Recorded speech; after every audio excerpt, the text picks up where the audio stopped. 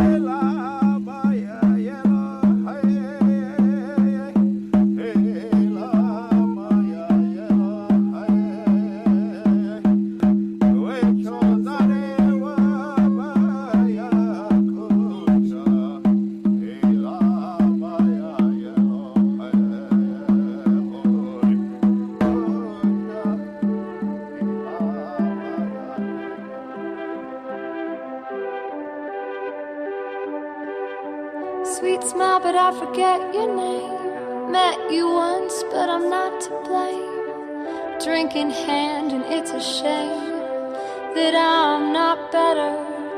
A hand to hold when I feel sweet, and then there's cold, and then there's me. Look out for 23. Maybe I'll be better. Ooh, no.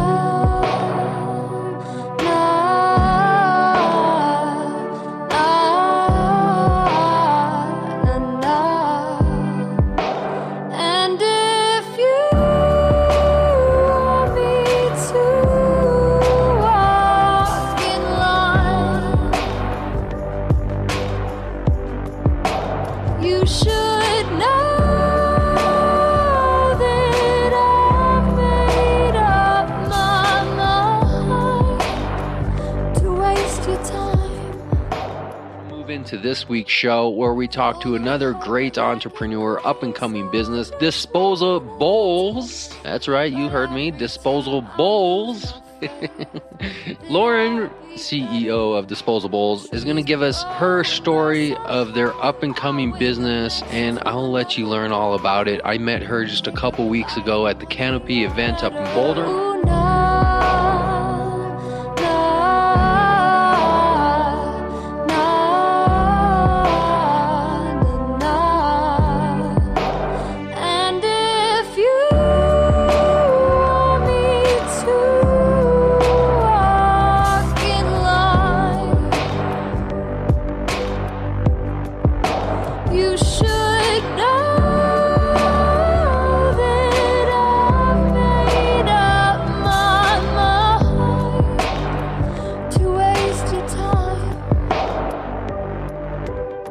Suddenly I wonder how the world started ending now. Is it too late to turn around and be better?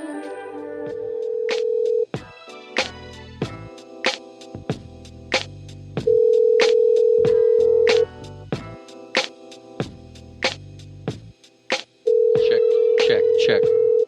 Hello, this is Lauren. Hi, Lauren. How you doing? I'm good. How are you? Doing good. My name is Lauren Ely. I am with Disposables. We are the pipes that are designed to be sold pre-filled and branded with refill pods currently under development. We have been in development for the past year.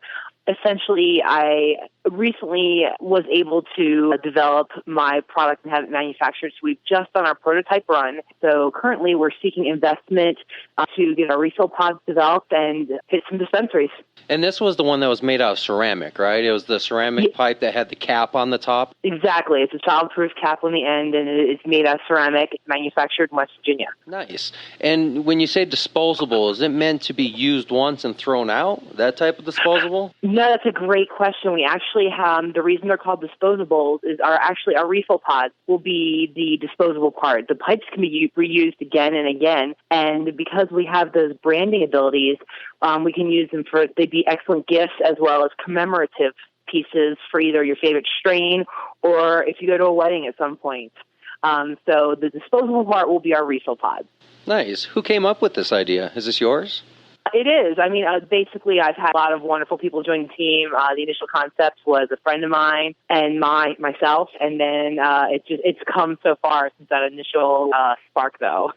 Are you the designer on it also? No, basically, I worked with an engineer who had a great deal of experience with packaging and manufacturing design.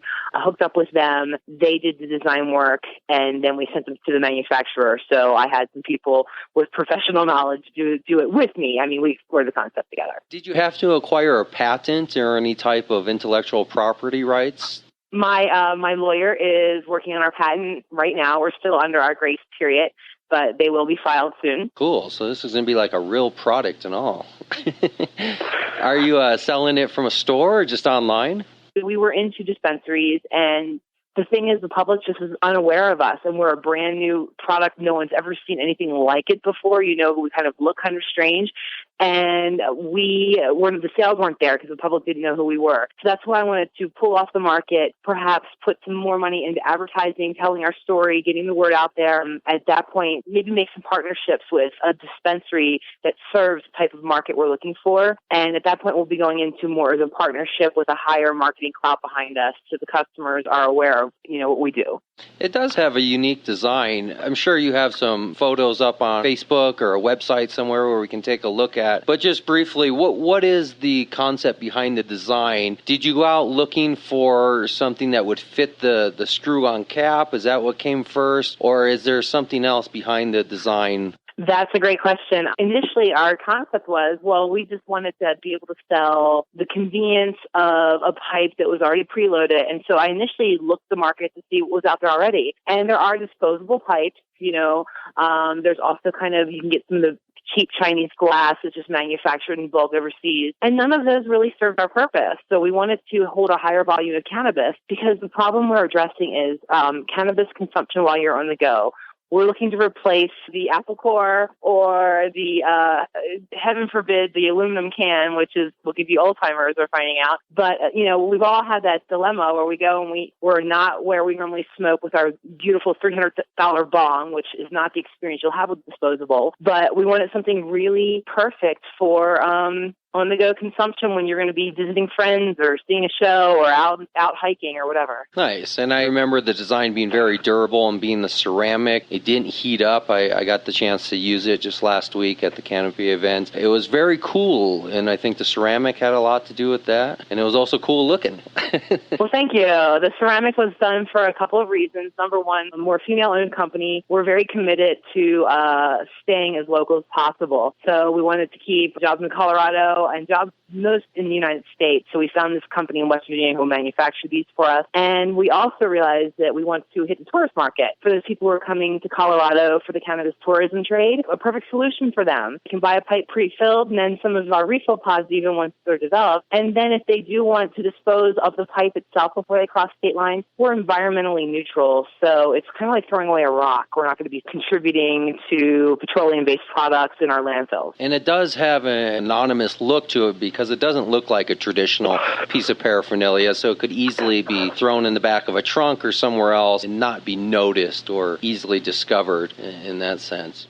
Agreed, but hopefully that'll change too as we get bigger and bigger. We will be more and more recognized. We're trying to make sure people feel comfortable abiding the laws, and if they want to toss a disposable, it's not going to be throwing away some huge plastic nasty thing. What is the current price of the disposable? Right now, like I said, we're not on the market. We really want to get our refill pods under development because that way people will be, these aren't disposable. Oh, yes, but here's the refill pods that are. We're looking at a retail price point of about $20 to $25. So again, kind of looking at that gifting market too. If you have a cannabis lover in your life who you like to purchase a birthday or a Christmas gift for. And these are coming pre-filled, you said? So you're actually providing cannabis with the... No, let me talk about the pre-filled. We're essentially going to be a wholesaler to the dispensaries. we're not licensed for cannabis. We don't touch like disposables, my company. We don't touch cannabis. So if you're buying them pre-filled, you will be able to purchase them through a dispensary with a license, and they will pack it with their licensed personnel in their facilities.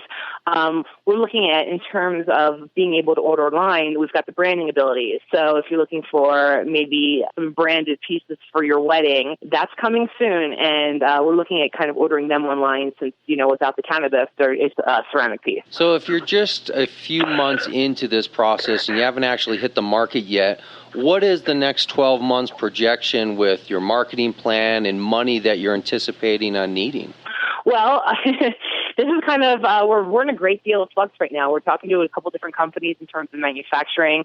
We have some numbers that we're asking for in terms of investment. We're going to be asking for about $100,000. And then that really is kind of just to get our marketing and to secure the right type of dispensary. We're definitely looking at a specific market, and that market would probably be the 30-plus market, the professional individual who might have a little bit more money to spend, because this is, it's a premium product. You're going to be paying a little bit extra for that convenience of the prepackaged. So we're looking for those people with disposable incomes. I'm going to be looking for dispensary partners, services type of areas, or perhaps someplace like near a concert venue or a smoking-friendly venue. We're going to use that money to build those relationships. There is a company that's doing very similar work to what we're doing, so we're negotiating with them in terms of building our refill pods. But that's still kind of in the works, so I don't want to say too much about that. Nice. Is this just you, or are you working with a team of people? What's the size of your business right now? We've got 3 people on the disposable staff. We've got a 4th person that we just brought about to help us with our marketing. It's me, my COO, who handles kind of the business operations, making sure that the accounting's taken care of, legal's taken care of, things like that. And her name's Rachel. And then Adam is our just kick-ass social media guy, and he has got a presence for us on Twitter for a product that isn't even on the marketplace yet. So he's just amazing. Nice. And are you going to stay locally concentrated or immediately try to expand? What is the geographic plan? We're definitely looking to start off, since we're based in Erie.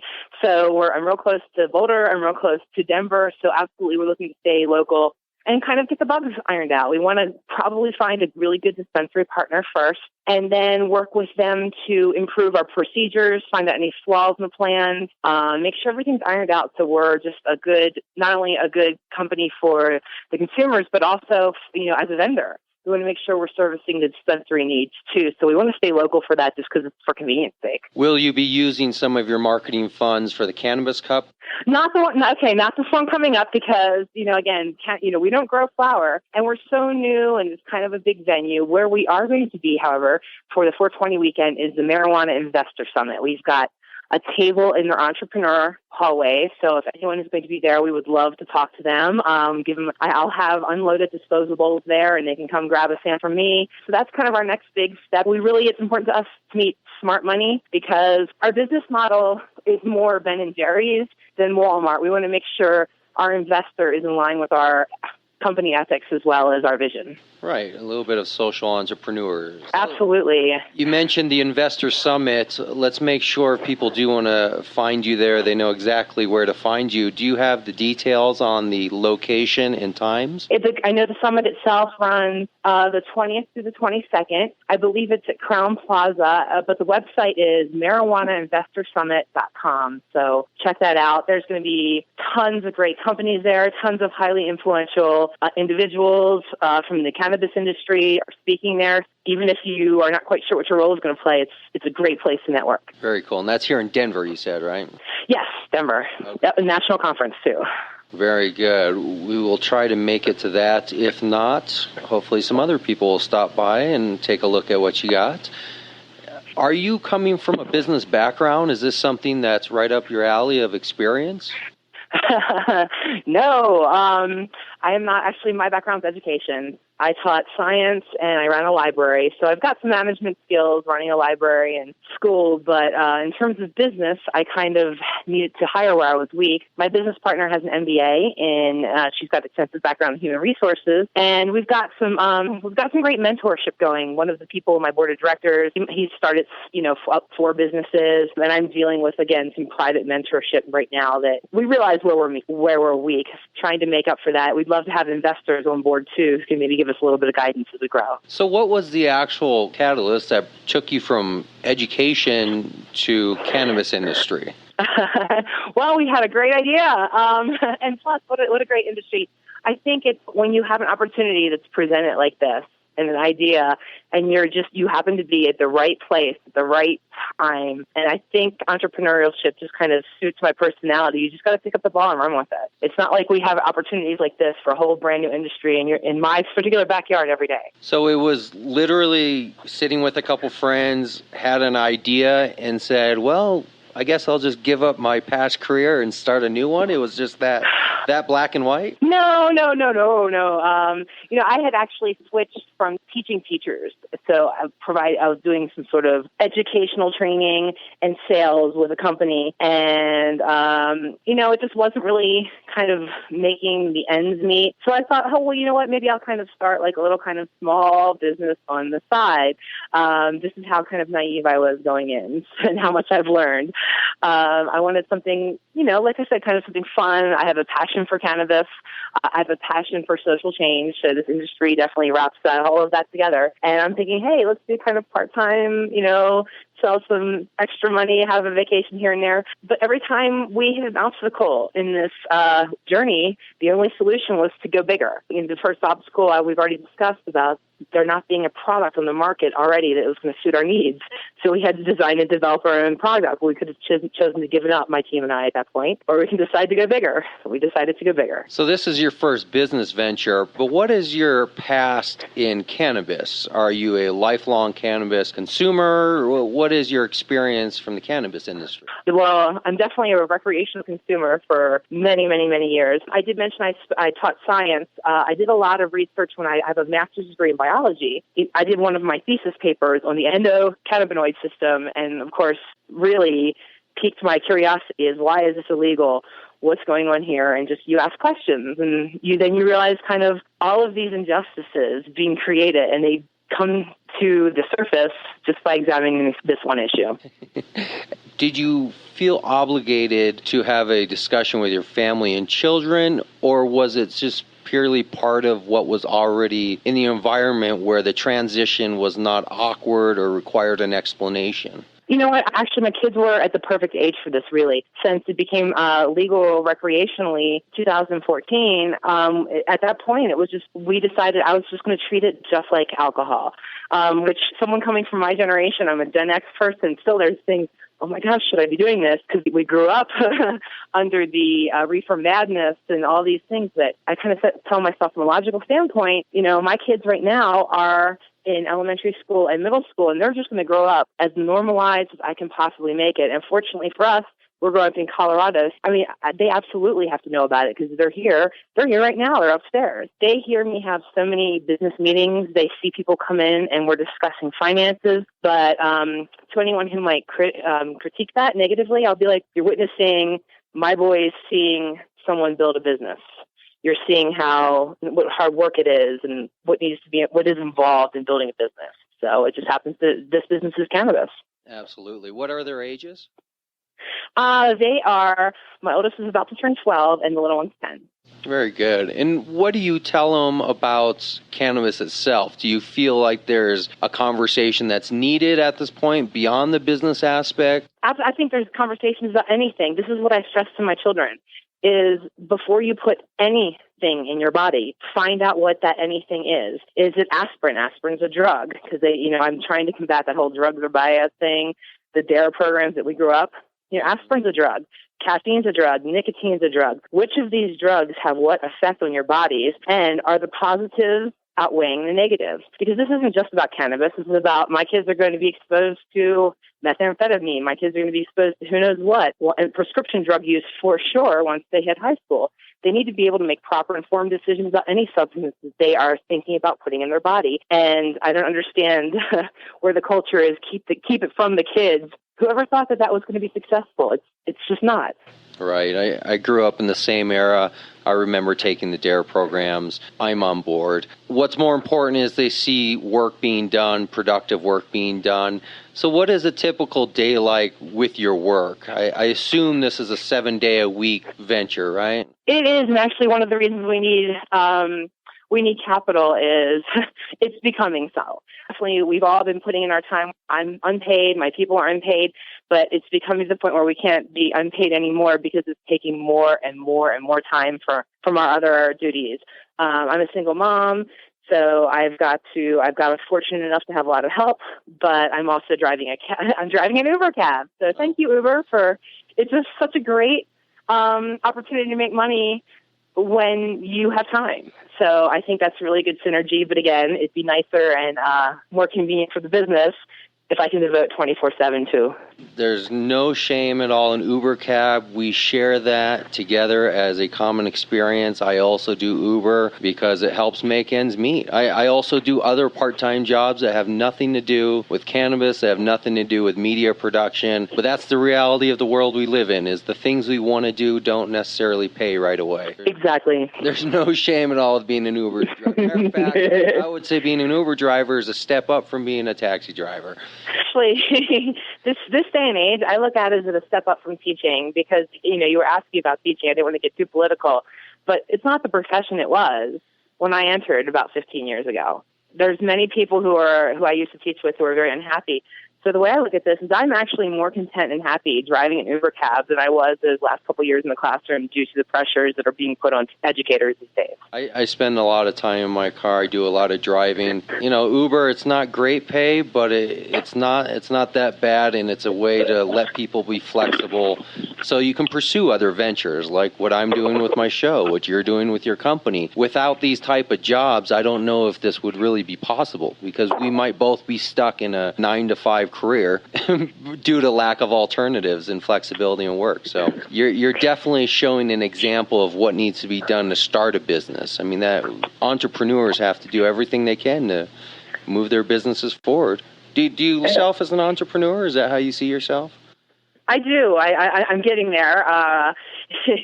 The entrepreneur I have no problem seeing myself as. It's the one that gets me is like when they ask me my title, which is officially CEO, that's a label that kind of sticks in the throat a little bit. Entrepreneur, that's what to me is a visionary. Yeah, I'll go ahead and take that. It doesn't necessarily mean you're successful, but having an idea and a passion, so I'll take that. But the title of CEO makes you uncomfortable because it feels like it's something corporate, or it feels beyond a title you should have at this point. What makes you uncomfortable about it? It feels like definitely beyond what I have. My social media guy, I've mentioned it before. There's an episode of The Simpsons where they hire Homer to do some marketing work. And there's just a meme where the first one is like Homer's reading an advanced marketing book, and then next thing you see it in the trash can. Then you see basic marketing, and then you see that in the trash can. And the last frame has got Homer looking at marketing in the dictionary. And we joke, Adam and I, about that's how we are. We're learning our jobs as we go along. But I think also it keeps us humble, and we know that, like, if we have a good idea, there's always ways to improve our good ideas. So perhaps someone who has a little bit more of experience, maybe a little bit more of a cocksure attitude, might have a little bit more difficulty accepting advice or hearing that their ideas suck, whereas we're like, no, tell us how it sucks. Tell us how we can make it better. So you're bringing up some good points, and especially about learning as you go, making decisions, wearing multiple hats. I mean, you have finite resources and people who are willing to donate their time at this point. You can't possibly know everything. You can't be a business guru, a marketing genius, a financial whiz. You can't possibly be everything. So how do you actually delegate decisions to those with confidence, and what decisions do you choose to make on your own? It really, these are great questions, and these are questions that I kind of am still learning. In fact, as my team grows, it's a huge relief realizing that, hey, I don't have to make this decision anymore. Thank goodness, because I'm not the best person for it. So we're kind of a small enough team and we get along so well that right now, I don't think there's much of a hierarchy. It's more of okay, well, we'll talk about it and whose decision is best. Obviously, that we're going to need to come up with more formal structures as our business grows. But kind of with a small 4-person team, I think kind of open dialogue brainstorming is the best thing we have. And, I've certainly had people put me in my place as well, in a heated discussion as well as returns. But we also respect and appreciate what everyone's doing, and we're kind of carving niches for ourselves, so it's a work in progress. Figuring out who's good at what and delegating those tasks to them. And then realizing oh crap, none of us are good at this. This is where someone we might, and this is where we recruited Jessica, our newest member of our team who does marketing. We realized none of us were good at marketing. We need help, and so that's when we came in and we pulled in another person. Some crucial decisions, especially when you're offering to bring somebody else in. Trust issues, right? Can you trust this person with the same passion that everybody else has, because they're kind of an outsider? They're coming in without that original foundation of being part of the spark of inspiration there. And there's a lot of trust that has to develop in really a short amount of time. Trust that's not really backed up with large paychecks. You got to build that rapport with somebody. How are you blending with a team and making sure that you don't self-destruct from within? I almost would disagree. I think money can almost be a hindrance because, you're buying it. It's almost like who's going to fight for their homeland more, someone who lives there or the mercenary? The mercenary is a paid sword. You've got to get someone with passion. So maybe I've been very lucky with the people who are so far been helping me because they're on board for the vision. It's certainly not because I can pay them anything. I think actually it will become a harder problem when you're looking at giving out paychecks and be like, okay, is this person it for the paycheck? But right now, everyone I have on my team, I can 100% assure you they're all on board with the vision because it's not the fat paycheck at this point. Is there a kind of an agreement, whether written or verbal, that once this starts to grow, there will be a division of ownership or shares of interest? Oh, yeah. No, that was kind of one of the initial steps. I've done my first round of fundraising in order to secure enough money to produce this prototype run. We're all set up with the SEC. We've got our initial shares distributed. Our friends and family round is closed, so now we're looking at angel funds. Next deals we make will be kind of issuing more stock for the angel funds. But the initial people, yes, it's all legal and outlined. Right. I wasn't implying that it was illegal. I was just... Oh, no. I should have met my lawyers. I didn't mean to say it like that. I meant my legal team has written up the documents, I should say. Right.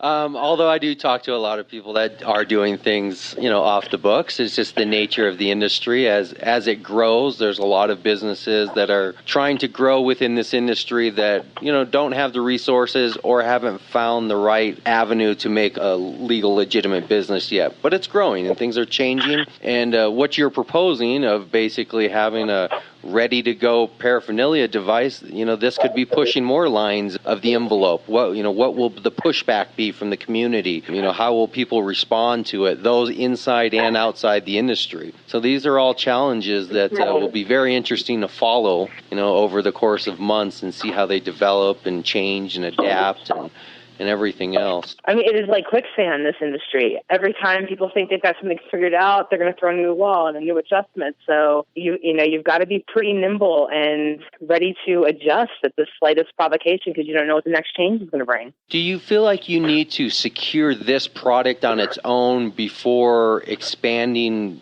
product development?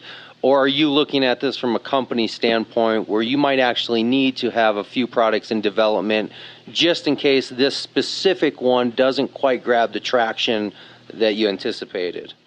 We've done some beta tests, so, there's no point in going on to a second product. I mean, there's so many different places and options I can take this first product. One of the first things we did even before manufacturing was we did the Pot Pavilion last year and spoke to customers and we're asking them, what would you like? What do you need?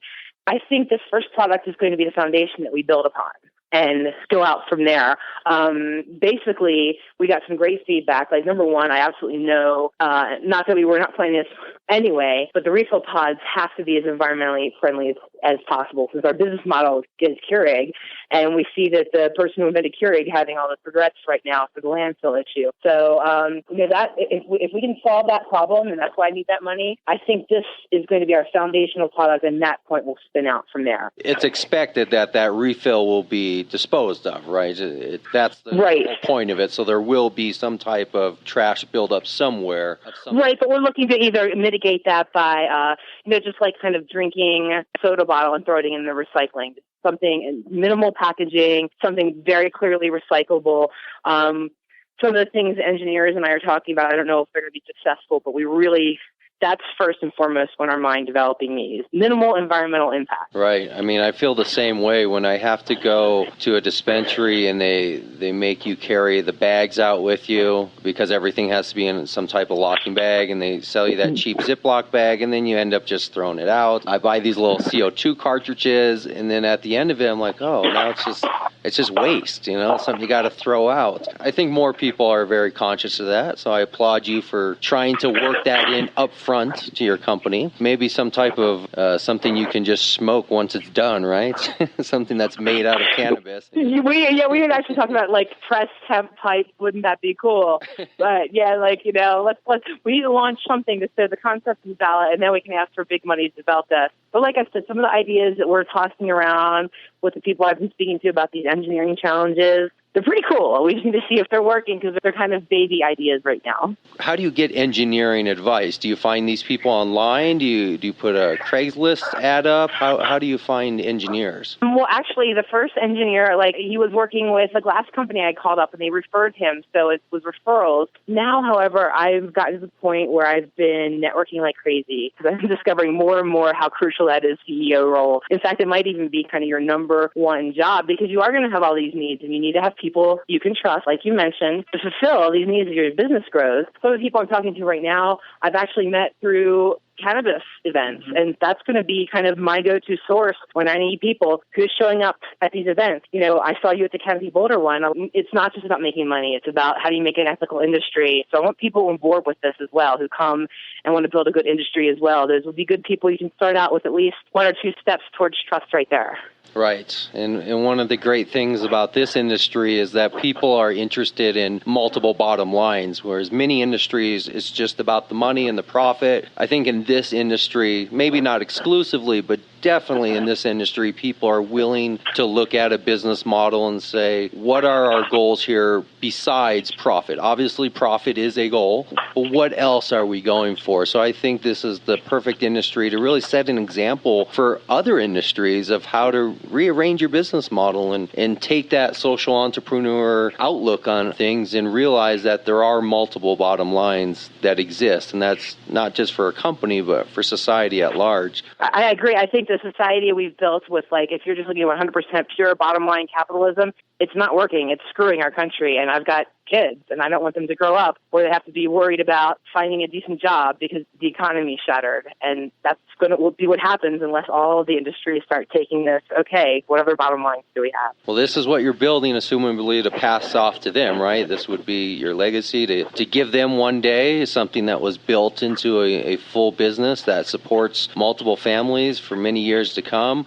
This is what I think about, so I imagine it's the same thing you're thinking about. It's not just about paying rent tomorrow, but what are we actually working for in the big picture? Because if we're just working to pay the mortgage or the rent or the car payment, then, I don't know, we're falling short of life's goals. I need passion in my life, and that doesn't do it for me. There's got to be an element of something that drives you, and money is not my driver. I mean, don't get me wrong. I want money, though. I want money to be able to shop at Whole Foods and be able to buy ethically farmed food. That's expensive. Right. Morals are expensive, and I'd love to be able to contribute that. That's not what's going to make me ultimately happy as a person. So if we hypothetically could fast forward 20 years or 30 years, maybe even 15 years, and you're getting ready to pass this business off to your children or the next in line, what advice or what lessons of life would you say you've learned from starting this business that you think think would be most crucial for other people wanting to start a business in this industry or out of this industry? It doesn't matter. Not everything has to be a cannabis industry, but just in general, going through the startup stage,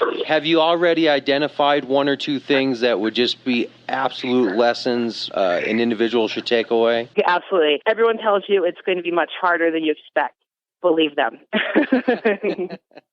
And I mean, I'm sure everyone's seen the kind of graph where it's got people expectations of success. It's just an arrow going straight up. And then the reality where it fits in valleys. It's not going to be a straight road. There's going to be days where it's just going to really suck. And there's going to be days where you're going to be horribly discouraged. But then you just got to kind of keep your head up and keep working. If you believe in it, you know, you'll have good days too. Do you have a mentor or somebody that keeps you on path, that keeps you motivated, that's there to listen, there to give advice? I do. I did mention my business mentor who's on the board of directors. He's there for like really sound advice. He's great. He's great if I want to have my ideas shredded and like hold something on them. But you need that. Then I have one of my investors actually is a business coach. And so I've gotten some kind of great, more kind of, okay, how do I delegate weekly tasks? How do I make sure the business, I'm accomplishing something every day? So she's awesome for that. And then I have another friend who's a mentor as well, and he's given me some really sound business advice. He does tech mentoring. Actually, he is a tech mentor, and so he's kind of given what he would tell a tech startup, giving me the same advice, and it's very applicable. So. Nice. And I've been reading some articles, and I've heard many times before that having a mentor can sometimes be the breaking difference between successful companies and people and unsuccessful. Is simply having that additional person there to take you through the steps or to listen to you and to be there by your side versus truly trying to do it all alone on your own. So how are we going to get to the next 20 years so you can pass this company off? Well, if I would actually, I'd like to spin off that mentorship. If there's anyone out there listening, I actually would love, and I'm openly in the market for some cannabis center. That's where we need it. That's where we're weak. I've got some really strong business mentors, guys who know startups, my lawyer as well. My lawyer knows startup law backwards and forwards and investments. But what I need is cannabis-specific mentoring. So if anyone's listening, I would love the opportunity to talk.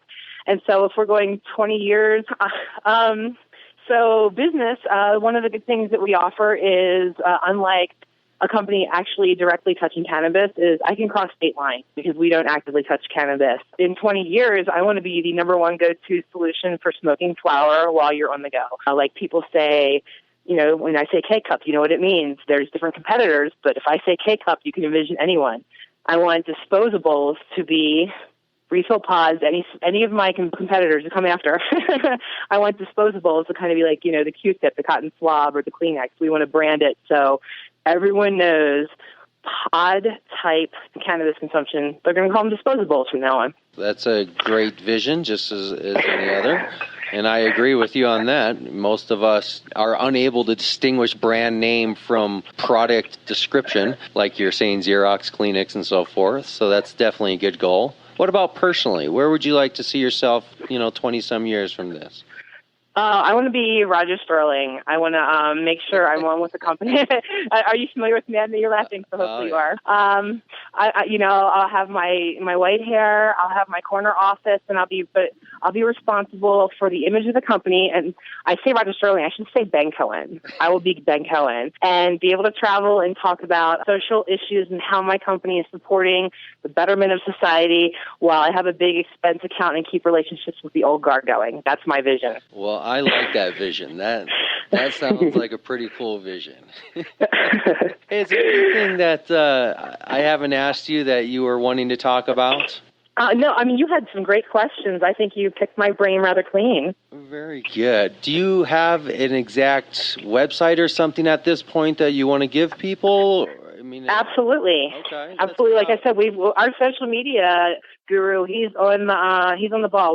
We're on Twitter and Facebook at Disposables, DISPOSABOWLS. And then our website is www.disposables, BOWLS.co, like Colorado, not .com. Very cool. Well, I appreciate it, Lauren. This has been great, and I hope that we can continue to have conversations in the future to keep updating on what's going on in your business. You can keep informing us on how you're changing and modifying and learning. This is the kind of stuff that I want to bring out to the community, so let's please stay in touch. I don't know, every few months or so, let's sit down and talk more about your business and see where you've advanced. That sounds great.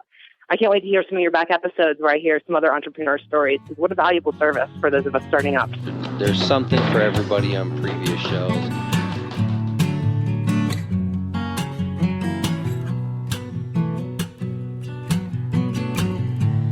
Walking barefoot with open wounds. Lord Jesus, there's a fire and I didn't grab my shoes. We sat on the hillside counting the birds. Our mothers were young, our fathers taught us hard work. But sometimes you make me feel too much. The things that I need, the things in dreams that you can't touch.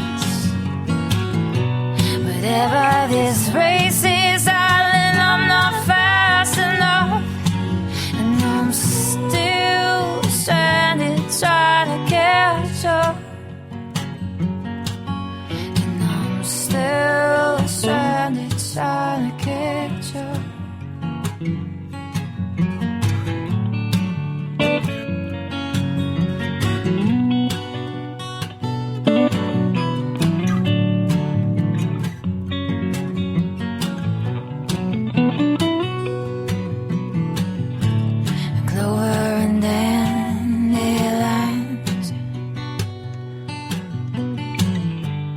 Big gray house on the hill. We'd meet there in dresses and bows, dreaming of being grown, dreaming of being grown. Sometimes you make me feel too much. The things in dreams, the things I need that you can't touch. Whatever this race is, darling, I'm not fast enough. And I'm still stranded trying to catch up. And I'm still stranded trying to catch up. And I'm still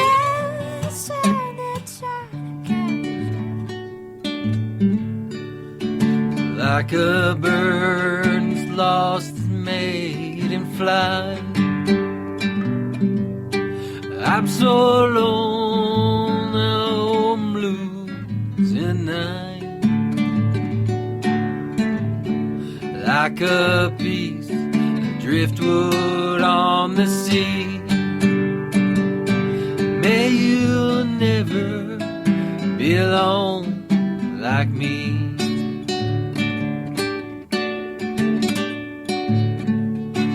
I believe the lies are told to me when you whisper, dear, I worship thee. Here I am, alone and blue, all because I love no one but you.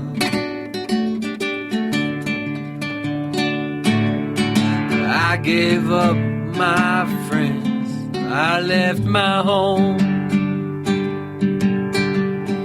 When you promised to be mine alone, now you're gone, could never be. May you never